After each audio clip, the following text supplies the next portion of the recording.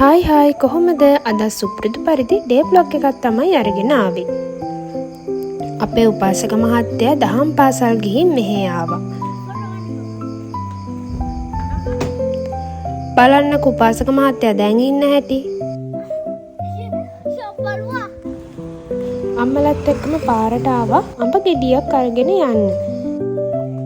අඹ ගෙඩිය කියන්නේ ඉතින් ඔන්න ඔය අඹ අයිස්ක්‍රීම් එක තමයි. හැබැයි ඉතින් ඔය අඹ ගෙඩිය මම අද කෑවේ නෑ. දැන් හවස් වෙලත්නේ.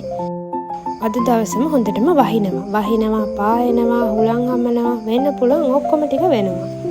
මම හිතන්නේ වැහි දෙවියෝයි, හිරු දෙවියෝයි, හුලං දෙවියෝයි ඔක්කොම ටික කෝප වෙලාද කොහෙද? ඔන්න ඔය කලින් හදලා තිබ්බේ කෑම එක නම් හදාගෙන ගෙදර කන්න එපා. ඒක නිකන් පොංගල් රයිස් එකක් වගේ වුණා. මං හදන්න ගියේ නම් මැංගෝ ස්ටිකි රයිස්. ඒ උනාට ආවේ වෙන මොකක්ද එකක්. ගෙදර මිල්ක් මේඩ් තිබ්බේ නෑ. මිල්ක් මේඩ් දැම්ම නම් ඔයිට වැඩිය රස වෙන්න තිබ්බා. මිග්‍රේන් ළමයි මිග්‍රේන්. ඔයාලා ඉතින් මේකට බෙහෙතක් දාන්නවා නම් කියාගෙන යන්න. බයි බයි.